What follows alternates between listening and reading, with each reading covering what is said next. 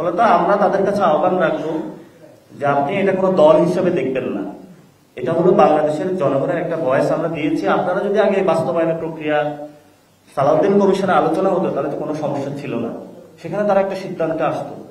আমরা যখন বলেছি যে আমরা এই সিদ্ধান্তটা না দেখে আমি তো অন্ধভাবে সাইন করতে পারি না, তাহলে ওনারা এটা তো ওনারা ভুল করেছেন যে ওনারা বাস্তবায়ন প্রক্রিয়াটা কেমন হবে সেটা দেখেই বিএনপির সাইন করা উচিত ছিল। তো ওনাদের ভুলটা তো আমাদের ঘাড়ে এখনো তুলে দেওয়া উচিত না। তো সেই জায়গা থেকে বিএনপির প্রতি আহ্বান থাকবে যে আপনারা নিজেদের ভুল অন্যদের উপরে চাপিয়ে দেওয়ার চেষ্টা করবেন না। আপনি সাইন করে ভুল করেছেন, আপনার দেখা উচিত ছিল যে বিলটা কি হয়। আমরা সেই দাবিগুলো দিয়েছিলাম, আমরা আপনাদের কাছেও দিয়েছিলাম। তো এই জন্য হলো, যদি দীর্ঘদিনের পুরাতন রাজনীতির দল বলে সব জানতা আপনাদেরকে মনে করুন, মাঝে মধ্যে খেলতে গিয়ে একটু ভুল করে ফেলেন। এখন এবার ভুল করে ফেলেছেন, এবার ভুলের কাফারা আপনারা আদায় করুন, জনগণের সাথে আসুন এবং জনগণের পক্ষে থাকুন। কি বুঝলেন ভাই? অনলি যেটাই চাই। আর এখানে তো রেফারিকে ফাউল করতেছে, রেফারিকে তো দায়িত্ব পালন করতে দিচ্ছে না। ছিল ঐক্যমত কমিশন, বানিয়ে দিচ্ছে সালাউদ্দিন কমিশন। তা আমাদের দায়িত্ব তো হলো রেফারিকে তার দায়িত্ব পালন করতে দেওয়া।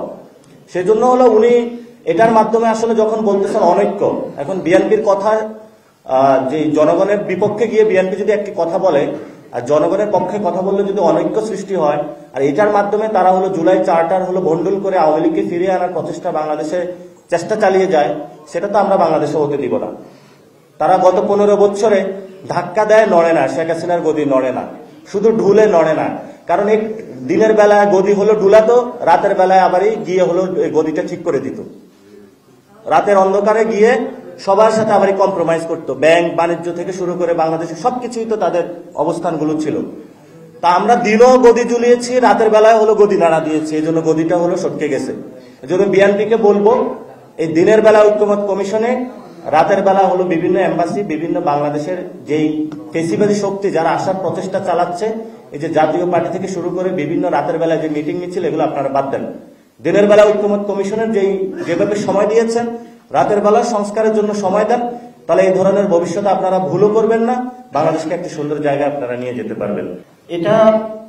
এটা তো ঐক্যমত কমিশন ছিল, তো এটা মাঝখানে সালাউদ্দিন কমিশন হয়েছিল।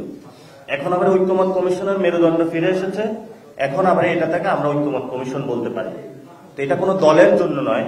সালাউদ্দিন কমিশনে জুলাই সনদ বাস্তবায়ন কি হবে সেটা নিয়ে তারা কোনো আলোচনা করে নাই। তাহলে আপনি বিবাহের আয়োজন করলেন, বিবাহ হবে, কিভাবে হবে, কবে হবে, কাবির নামে কে সাইন করবে, এগুলো নিয়ে কোনো কথা হলো না। এই জন্য আমরা বলি, সালাউদ্দিন কমিশন থেকে ঐক্যমত কমিশন তার মেরুদণ্ড খুঁজে পেয়েছে, এই জন্য আমরা ঐক্যমত কমিশনকে ধন্যবাদ জানাই। আর আমরা এনসিপির পক্ষ থেকে এই দাবিগুলো জানাইনি। ঐক্যমত কমিশন যখন সাইন করেছিল পার্লামেন্টের সামনে স্বাক্ষর অনুষ্ঠানের পরে, তারা দীর্ঘদিন ধরে বাংলাদেশের যারা এক্সপার্ট, বিদেশি যারা এক্সপার্ট, তাদের সাথে বসেছে, আহত ফ্যামিলির সাথে বসেছে, শহীদ ফ্যামিলির সাথে তারা বসেছে, তাদের থেকে দাবিগুলো এসেছে।